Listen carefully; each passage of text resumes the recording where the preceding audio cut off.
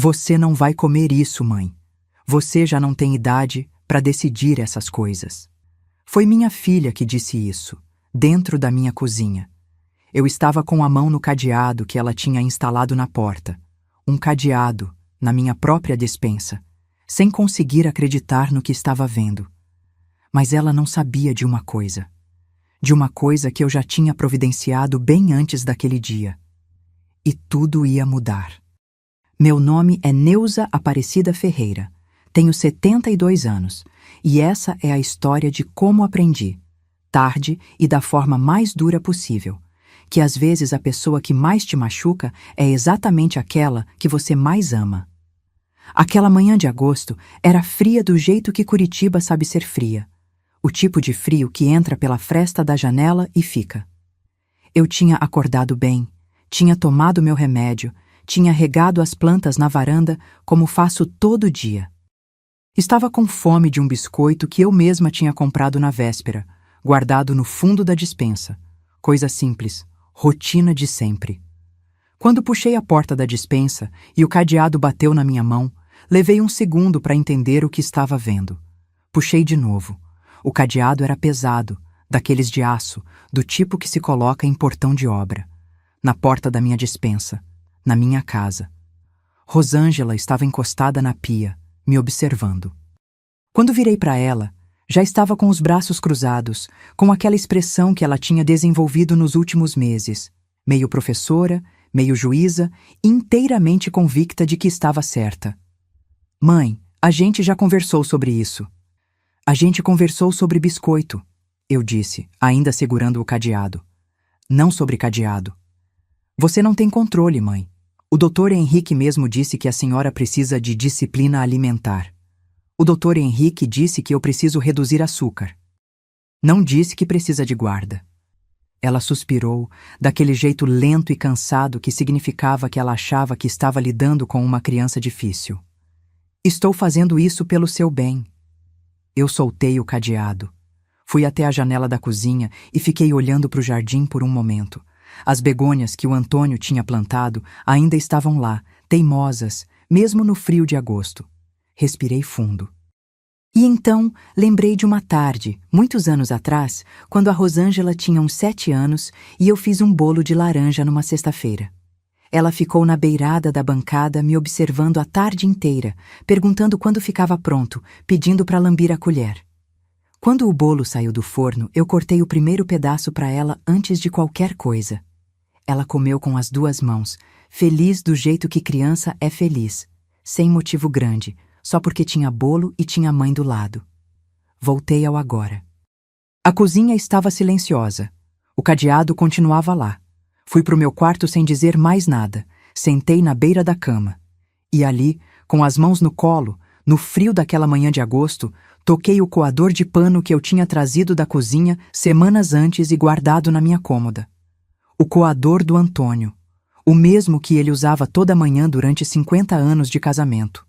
Que eu não conseguia usar desde que ele morreu, mas que também não conseguia jogar fora. Fechei os dedos em volta dele. E pensei, até quando? Eu precisava entender quando tinha começado, porque não foi com o cadeado. O cadeado foi só o dia em que ficou impossível fingir que não estava acontecendo. Antes do cadeado tinha vindo tanta coisa que eu fui engolindo aos poucos, achando que era fase, achando que ia passar. A Rosângela tinha chegado em abril, 2 meses depois da separação. Eu abri a porta e vi minha filha com 2 malas e um sorriso que não chegava nos olhos, e meu coração apertou de amor e de preocupação ao mesmo tempo. Ela não me contou nada do que tinha acontecido com o Ricardo. Só disse que a relação tinha acabado, que ela precisava de um tempo, que queria ficar perto de mim por um enquanto. Eu disse que sim, sem pestanejar. Claro que sim. Era minha filha. Nas primeiras semanas foi bom. Ela ajudava em casa, a gente jantava junto, às vezes assistia uma série comigo depois do jantar. Eu achei que ela estava se recuperando. Achei que ia ficar tudo bem. O primeiro comentário veio numa tarde de maio, enquanto eu estava preparando meu lanche da tarde. Pão com requeijão, um copo de suco de laranja natural, do jeito que sempre tomei. Mãe, suco de laranja tem muito açúcar para quem tem diabetes. Eu sei disso, Rosângela. Tomo metade do copo há anos. Minha glicemia está ótima. Mesmo assim, eu não respondi. Tomei meu suco. Ela ficou me olhando. Na semana seguinte, voltei do mercado com um pacote de biscoito de polvilho. Aquele sem glúten, sem açúcar, que o próprio Dr. Henrique tinha dito que era permitido. E ela pegou da minha mão antes que eu guardasse. Isso aqui tem sódio demais, mãe. Rosângela, o Dr. Henrique liberou esse biscoito. O Dr. Henrique não mora aqui. Ela jogou o pacote no lixo. Eu olhei para o lixo. Olhei para ela.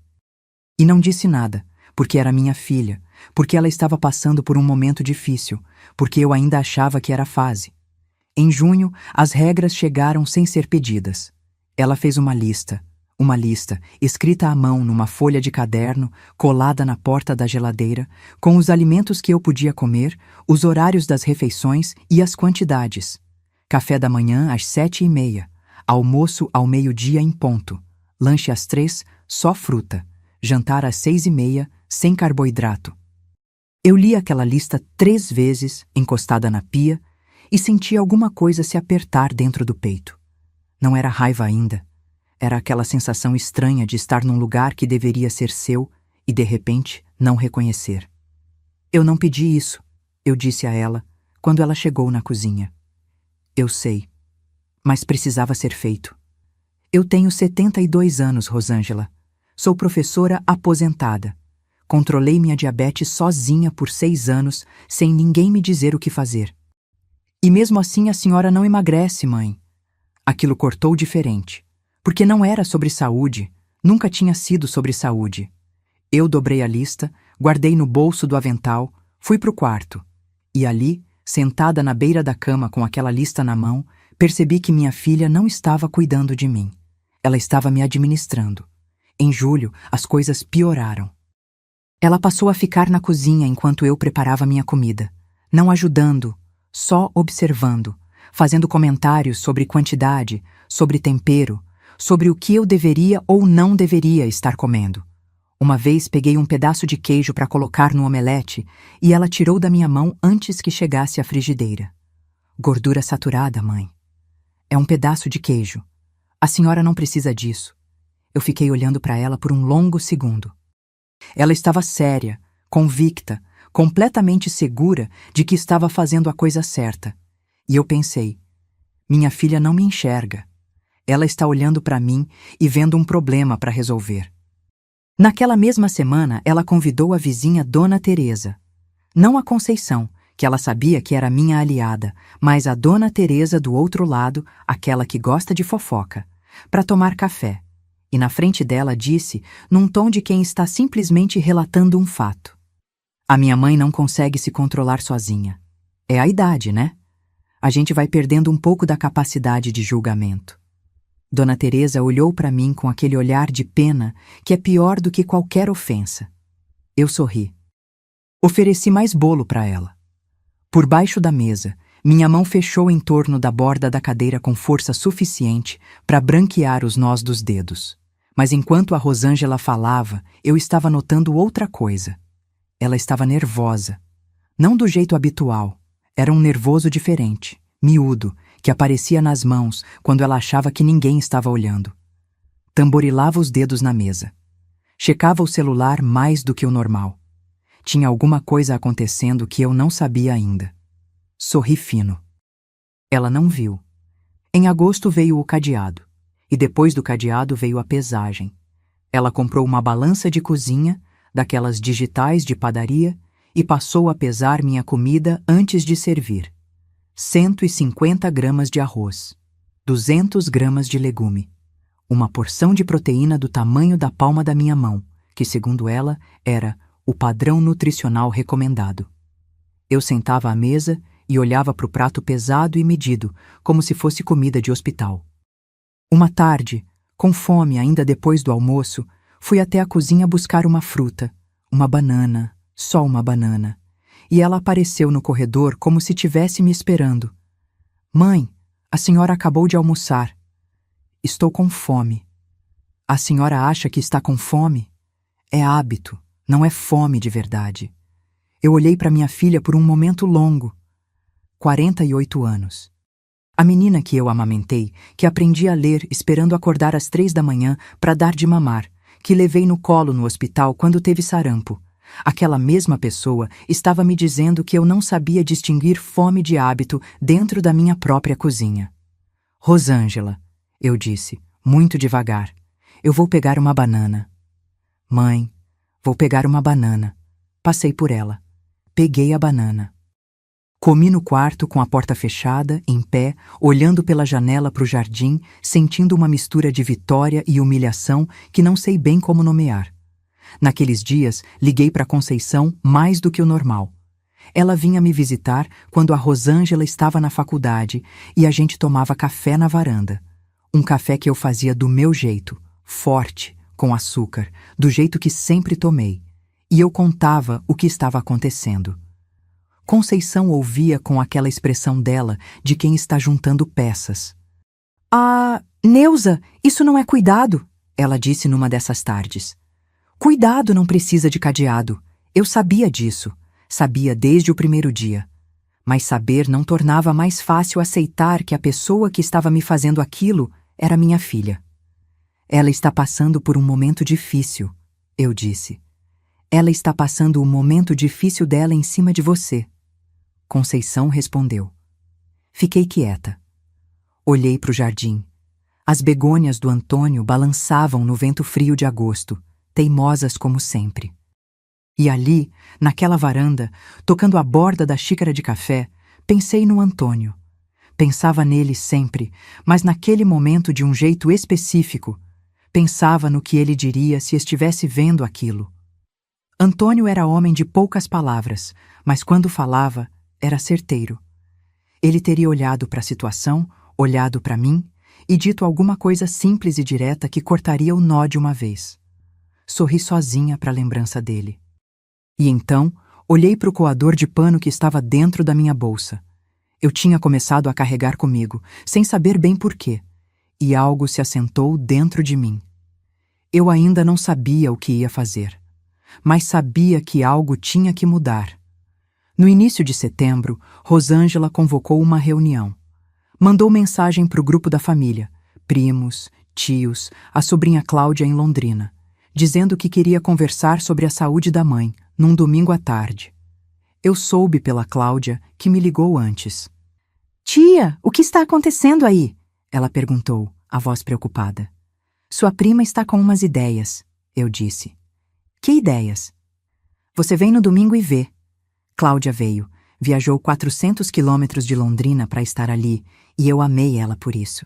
Chegaram também o primo Geraldo, a tia Marlene, irmã do Antônio, 80 anos, durona como pedra, e duas primas mais distantes que eu mal via. A Rosângela tinha arrumado a sala, colocado café e bolo, estava sorridente, organizada, no comando, do jeito que ela gostava de estar. Eu sentei na cabeceira da mesa. Sempre fui eu que sentava na cabeceira nessa casa. Rosângela começou com voz calma, aquela voz de apresentação de trabalho acadêmico que ela usava quando queria parecer razoável. Eu chamei vocês porque estou preocupada com a mãe. Ela está tendo alguns lapsos de memória, está com dificuldade de manter a disciplina alimentar, às vezes fica confusa sobre horários e medicamentos.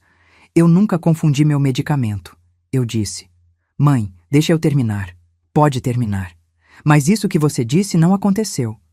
Rosângela sorriu pacientemente, daquele jeito que significava que ela estava me tolerando. A gente está preocupado, mãe.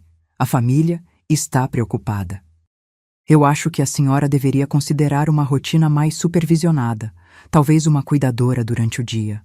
Eu tenho 72 anos e saúde perfeita, eu disse. Não preciso de cuidadora. Tia Neuza, o primo Geraldo falou, constrangido. A Rosângela só está tentando ajudar. A Rosângela está tentando convencer vocês de que eu não estou bem. Eu disse, muito calma.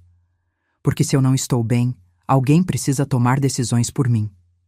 E aí fica mais fácil. Silêncio.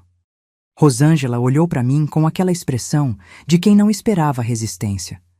Mãe, não precisa interpretar assim. Eu não estou interpretando, Rosângela. Estou lendo. A tia Marlene, que tinha ficado quieta até então, bateu a xícara na mesa. Levemente, mas o suficiente para todo mundo olhar para ela. Eu conheci essa mulher há 50 anos, ela disse apontando para mim. Essa mulher está com mais juízo que a metade dessa sala. Me desculpe, mas eu não vim até aqui para ouvir bobagem. Cláudia olhou para mim com um olhar que dizia: eu também estou do seu lado. Eu pisquei para ela. A reunião terminou sem resolução. As pessoas foram embora constrangidas. Rosângela ficou lavando as xícaras na cozinha com movimentos bruscos, o maxilar travado. Eu fui para o jardim regar as plantas, que não precisavam de água nenhuma, só precisava sair dali. Antes de ir embora, Cláudia me abraçou no portão por um longo tempo. Tia, me fala o que está acontecendo de verdade. Ainda estou juntando as peças, eu disse. Mas quando tiver tudo, você é a primeira que eu ligo. Ela entendeu. Foi embora com aquela expressão de quem está pronta para quando for chamada. Naquela noite, com a Rosângela no quarto, eu fiquei sentada na sala no escuro por um tempo longo. A casa estava quieta. O jardim lá fora estava quieto. E eu fiquei pensando no Antônio. Não de um jeito triste, mas de um jeito prático. Quase como se eu estivesse consultando ele sobre o que fazer. Antônio era detalhista, cuidadoso, o tipo de homem que guardava todo o papel, toda nota, todo comprovante. Neuza, documento guardado é dor de cabeça resolvida, ele dizia. Eu aprendi isso dele, e então lembrei da gaveta. No final de setembro, numa tarde de quarta-feira que a Rosângela passou na faculdade, eu fui ao escritório buscar o carnê de IPTU, que precisava pagar. Abri a gaveta do meio da escrivaninha e ali, embaixo de uma pilha de contas antigas, havia um envelope que eu não tinha colocado. Envelope branco, com o logo de um banco no canto superior esquerdo. Peguei. Abri. Era uma proposta de empréstimo com garantia de imóvel. 250 mil reais, com o endereço da minha casa, a minha, a que eu e o Antônio compramos, quitamos, reformamos, como garantia. Havia 2 campos de assinatura. Um já preenchido pela Rosângela, outro em branco. Esperando minha assinatura. Li 3 vezes. 4. Dobrei o papel com cuidado, coloquei de volta no envelope, o envelope de volta embaixo das contas. Exatamente como estava. Fui até a janela do escritório. Fiquei olhando para a rua por um tempo que não sei dizer quanto foi. Então entendi tudo. O cuidado, as regras, o cadeado, a reunião da família tentando me pintar como incapaz. Era uma construção. Ela estava construindo um argumento, uma narrativa de que eu não tinha condições de tomar decisões, para no momento certo me apresentar aquele papel e me convencer, ou me pressionar, ou me fazer assinar sem entender direito o que estava assinando. Não era maldade do tipo fria e calculada. Era desespero. Eu conhecia minha filha. Ela não tinha planejado aquilo do começo. Tinha chegado destruída, endividada, sem saber o que fazer, e tinha encontrado nesse controle uma saída. Mas saída de quem? No meu prejuízo. Fui até o quarto, peguei o coador do Antônio da cômoda, segurei ele nas 2 mãos por um momento. Pensei, você não está aqui para me dizer o que fazer, Antônio. Mas eu sei o que você diria. Você diria, resolve, Neuza. Você sempre soube resolver. Liguei para Conceição. Conceição, preciso ir ao cartório e preciso de um advogado de confiança. Ela não perguntou nada. Disse, amanhã de manhã, eu sei quem chamar. Eu achava que conhecia minha filha. Achava que amor de mãe era suficiente para entender o que estava acontecendo dentro dela. Estava errada, não sobre o amor, mas sobre o suficiente. Na noite em que encontrei aquele envelope, aprendi que às vezes a pessoa mais próxima é a que você menos consegue ver com clareza. O telefone vibrou. Era uma mensagem da Rosângela. Mãe, vou chegar tarde, não me espera. Li a mensagem, olhei para o coador na minha mão e fui dormir sabendo que no dia seguinte tudo mudava. Naquela noite não dormi direito. Ficava acordando, olhando para o teto escuro do quarto, ouvindo o silêncio da casa. Um silêncio diferente do silêncio de quando eu morava sozinha, porque agora era um silêncio habitado. cheio da presença de alguém que eu amava e que estava me machucando. Levantei antes do amanhecer. Fui até a cozinha, mas não fiz café. Parei na porta, olhei para o cadeado na despensa por um longo momento e fui me sentar na varanda. O frio de setembro em Curitiba ainda mordia, mas eu preferia aquele frio ao calor sufocante daquela cozinha com cadeado. Sentei na cadeira de vime que era do Antônio. Fechei os olhos e deixei vir o que eu vinha segurando há dias: a raiva, a tristeza, o cansaço, a confusão de amar tanto alguém que está te fazendo mal. Chorei um pouco, não muito. Não sou mulher de chorar muito, mas de morder o lábio e pensar. O que eu sentia não era só raiva da Rosângela, era dor. Porque eu sabia. Sabia desde a reunião da família, sabia desde o cadeado, sabia talvez desde o dia em que ela chegou com as malas, que minha filha estava sofrendo de um jeito que ela não sabia pedir ajuda. E essa percepção não apagava o que ela estava me fazendo, mas tornava tudo mais complicado, mais pesado, mais difícil de resolver com raiva simples. Fiquei na varanda até o sol começar a aparecer atrás dos prédios. Então entrei, fiz um chá, sem passar pela despensa, e fui esperar a hora de ligar para Conceição. E então lembrei. Lembrei de um outubro de 2018, um ano antes do Antônio morrer. Ele tinha chegado do médico com um resultado de exame que a gente preferia não ter visto. E naquela noite, depois que a Rosângela foi embora, ela tinha vindo jantar, não sabia dos exames. O Antônio sentou na mesa da cozinha e ficou em silêncio por um tempo longo. Antônio, eu disse, o que você está pensando? Estou pensando em você, ele disse, depois que eu não estiver mais aqui. Não quero falar nisso. Eu quero, ele disse. Simples, firme, do jeito dele. Neuza, essa casa está no seu nome. Sempre esteve. Eu fiz questão disso quando a gente comprou. Mas quero que você vá ao cartório e atualize o testamento. Coloca tudo no seu nome com clareza, sem margem para interpretação. Antônio. Eu não estou sendo dramático. Estou sendo cuidadoso. Ele colocou a mão sobre a minha. Você sempre foi a mais forte dos dois. Só não deixa que te convençam do contrário. Fomos ao cartório naquela semana. Eu e ele juntos, numa manhã fria de outubro. O advogado se chamava Dr. Valdemar, um homem sério, de bigode grisalho, que conhecia o Antônio há anos. Fizemos o testamento com calma, com detalhe, e o Antônio insistiu numa cláusula específica, que a casa, em hipótese alguma, poderia ser usada como garantia de empréstimo por terceiros, sem minha assinatura consciente e assistida por advogado. Para que isso? Eu perguntei na época. Para que você durma tranquila, ele disse. O Antônio morreu em março do ano seguinte. Dr. Valdemar mandou um cartão de condolências. Eu guardei o cartão dentro da Bíblia, que era onde eu guardava as coisas importantes.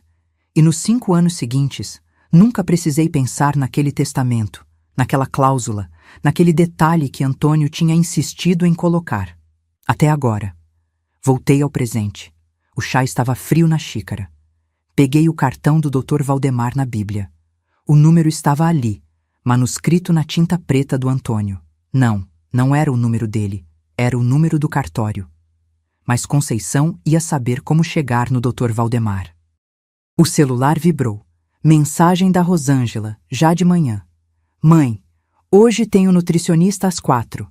Já marquei para você. Marquei uma consulta para mim sem me perguntar. Olhei para a mensagem por 1 segundo. Depois digitei para Conceição. Pode vir agora?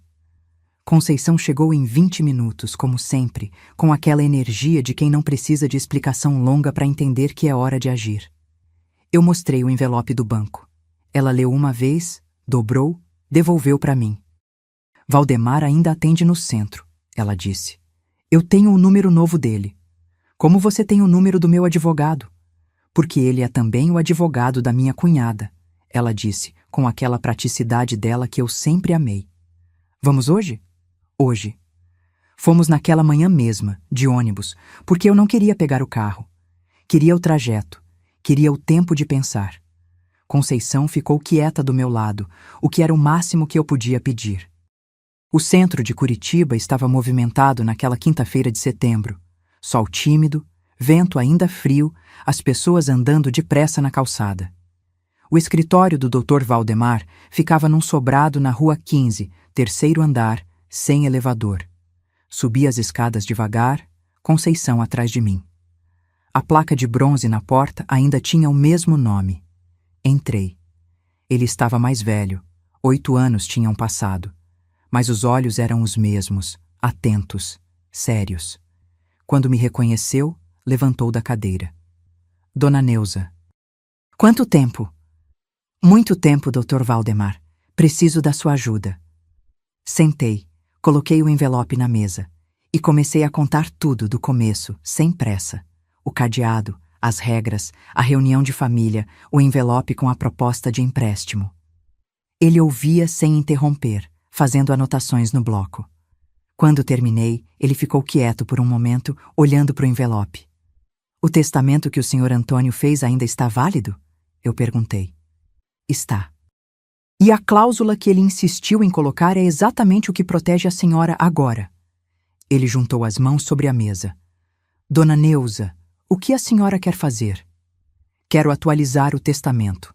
Quero tirar a Rosângela como herdeira principal e colocar a Cláudia. E quero uma notificação formal para minha filha. Não para machucá-la, mas para ela entender que não dá para continuar do jeito que está. Ele assentiu. Podemos fazer isso. Vai levar algumas semanas para processar tudo com cuidado. Pode levar o tempo que precisar, eu disse. Só precisa ser feito direito. Enquanto ele preparava os papéis, tirei o coador de pano da bolsa. Eu tinha levado sem perceber, como quem leva um talismã. E fiquei segurando no colo. Dr. Valdemar olhou, mas não perguntou nada. Era o tipo de homem que sabia quando não perguntar. Saímos de lá 2 horas depois. Na calçada, Conceição colocou a mão no meu braço. Está bem? Estou, eu disse. E era verdade. Não estava feliz, não estava aliviada, não estava com raiva. Estava inteira. Que é diferente. Eu achava que tomar aquela decisão ia me deixar mais leve. E deixou, mas de um jeito que eu não esperava. Não era a leveza de quem se livrou de um peso. Era a leveza de quem finalmente parou de fingir que o peso não existia. Se você chegou até aqui comigo, é porque você sabe como é isso. Sabe o que é amar alguém que está te machucando e não saber o que fazer com esse amor. Deixa um like para essa história chegar em quem precisa ouvir. Se inscreve para nunca esquecer que você tem o direito de se proteger, mesmo de quem você ama. Clica em Hyper. É só um toque e faz toda a diferença para esse canal crescer. E me conta, você já precisou se proteger de alguém que dizia que estava te cuidando? Escreve aqui embaixo, porque o que vem agora, a Rosângela ainda não sabe de nada e está prestes a descobrir tudo. Outubro chegou e Curitiba começou a respirar diferente. O frio foi cedendo aos poucos, as árvores da rua ganharam um verde mais vivo, o sol ficava até mais tarde. Eu percebi que estava prestando atenção nisso de um jeito que não prestava há meses, como se alguma coisa dentro de mim também tivesse começado a abrir. O processo com o Dr. Valdemar andava. Ele me ligava uma vez por semana para atualizar. O testamento tinha sido atualizado e registrado. A Cláudia estava ciente e tinha aceitado a responsabilidade com a seriedade que eu esperava dela. A notificação extrajudicial estava pronta e aguardando minha ordem para ser entregue. Eu disse, ainda não. Quero o momento certo. Enquanto isso, em casa, continuei igual. Aceitava as regras, ficava quieta, não confrontava.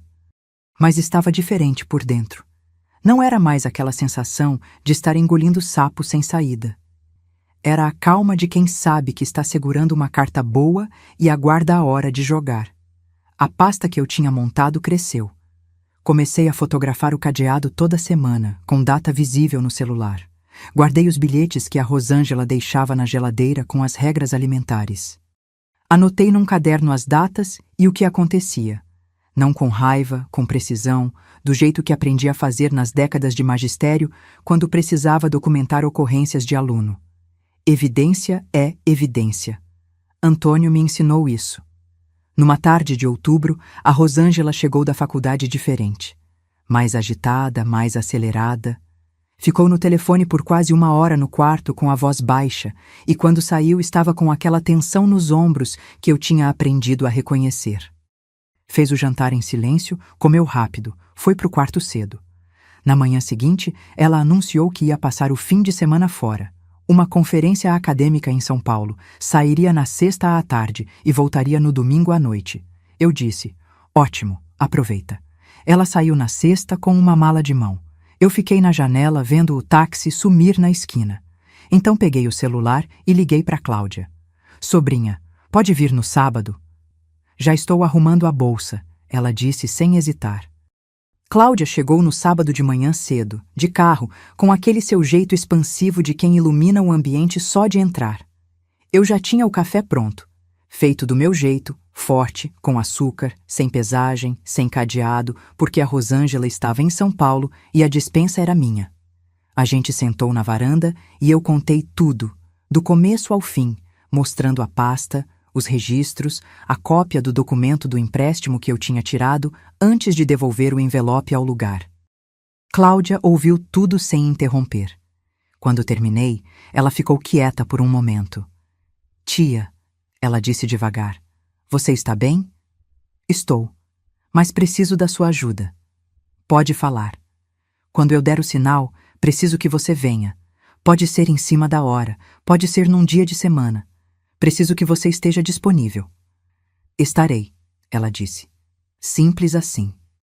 Passamos o sábado juntas na minha casa, do meu jeito.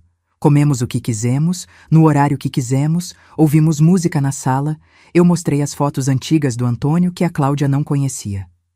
Foi um dia inteiro de normalidade, e eu percebi o quanto tinha sentido falta disso, de ser dona da minha própria casa num dia comum.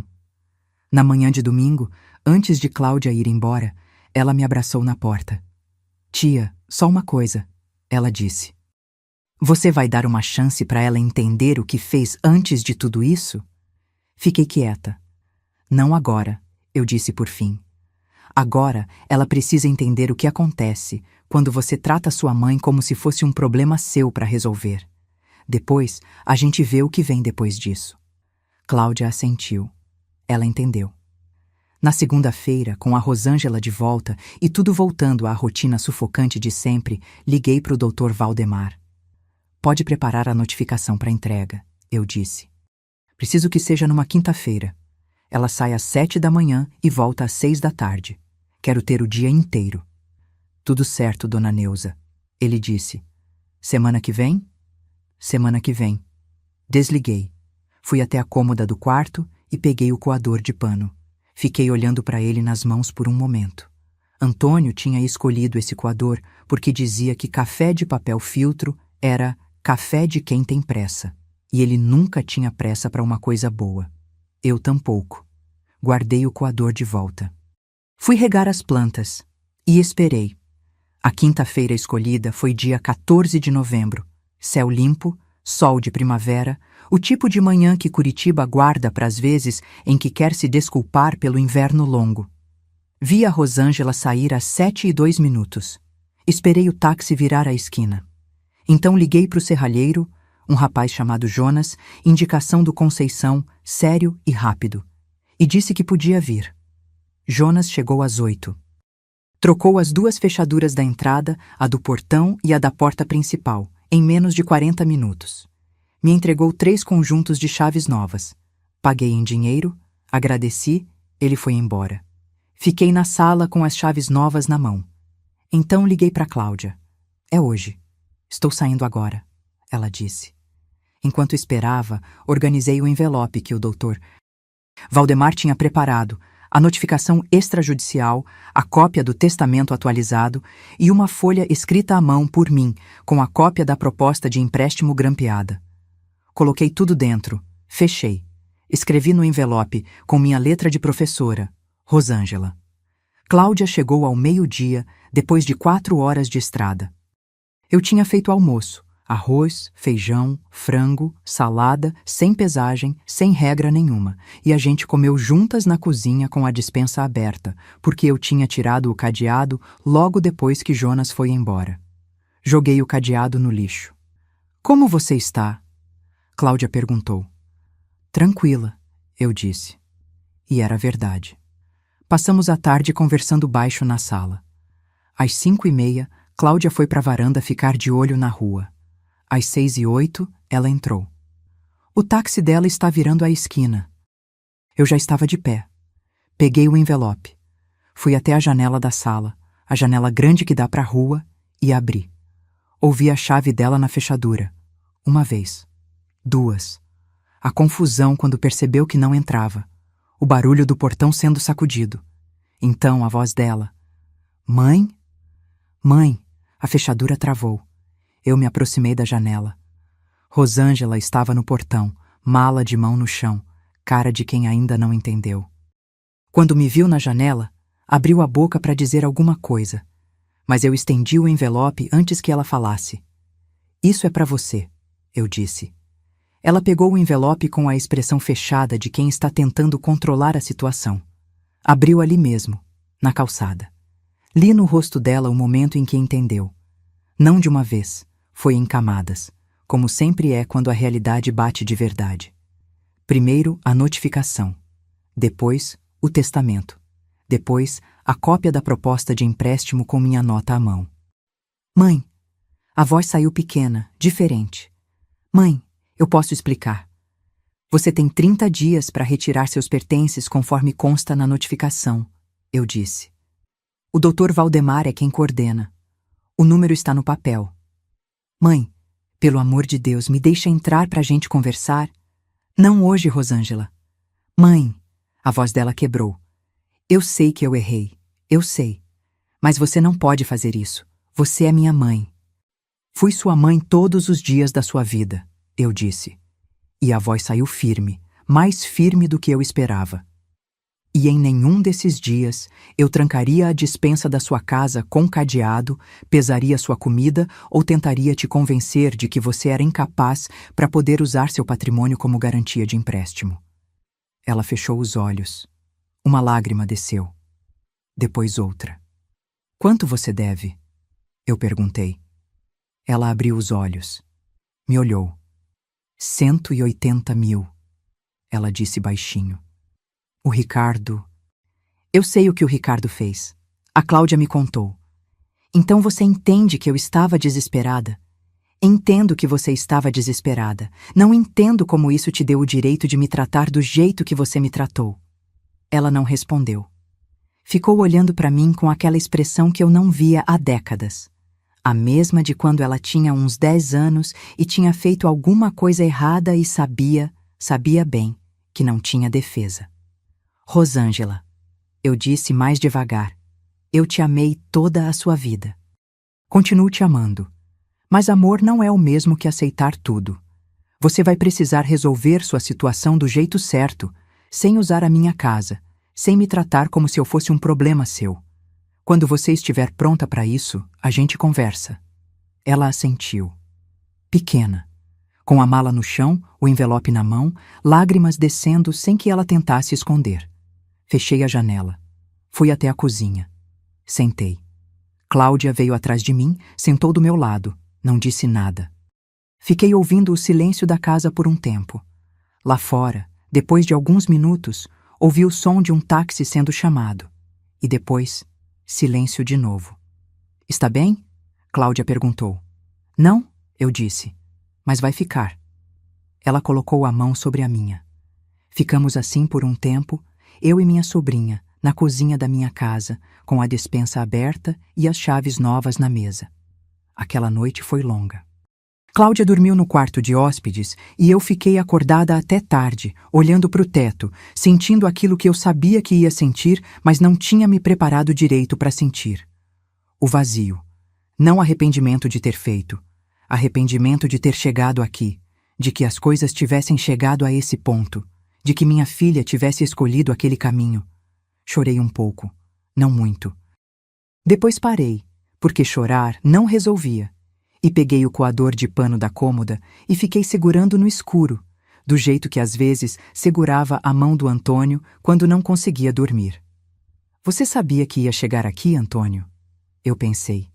Você sabia e foi ao cartório comigo assim mesmo, porque sabia que eu ia precisar.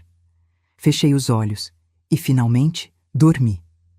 Nas semanas seguintes, Rosângela buscou as coisas em 3 visitas combinadas com o Dr. Valdemar, sempre com horário marcado, sempre rápidas. Eu ficava no jardim ou na varanda durante as visitas, para não ter que ficar no mesmo espaço.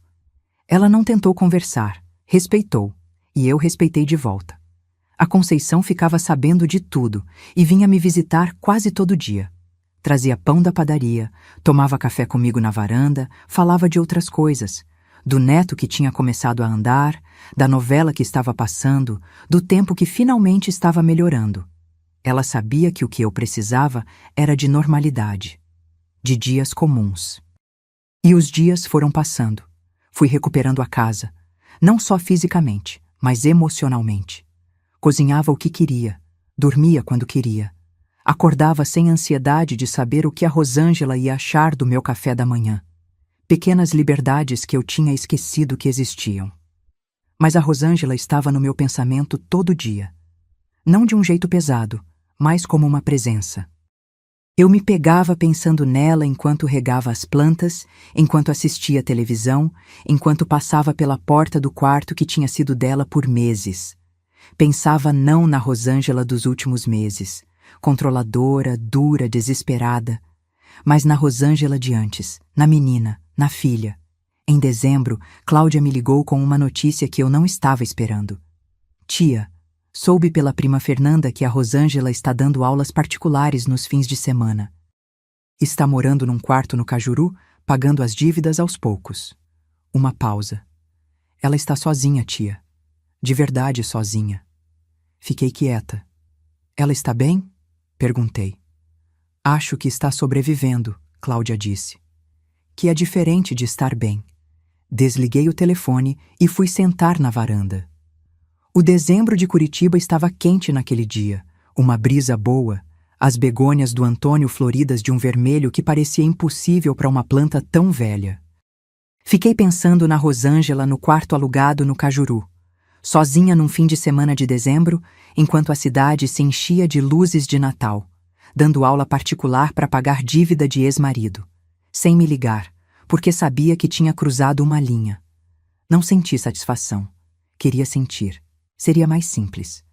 Mas o que senti foi aquela dor antiga de mãe, que não vai embora independente do que o filho fez, que fica lá como brasa embaixo da cinza, sem apagar. No dia 23 de dezembro, escrevi uma carta. Sentei na mesa da cozinha com papel e caneta de verdade, não celular, e escrevi devagar, escolhendo cada palavra com o cuidado que dedicava às redações dos meus alunos quando precisavam de verdade. Rosângela, não estou escrevendo para cobrar, nem para perdoar ainda, nem para explicar nada que você já não saiba. Estou escrevendo porque você é minha filha e porque dezembro sem você perto dói de um jeito que eu não esperava. Quando você errou, errou feio. Você sabe disso. E as consequências foram suas, como precisavam ser. Mas eu te conheço desde antes de você saber que existia. E sei que o que você fez veio de um lugar de desespero, não de maldade. Isso não muda o que foi, mas muda o que pode vir depois. Quando você estiver pronta para me tratar como sua mãe, e não como um problema seu para resolver, eu estou aqui. A porta não está trancada.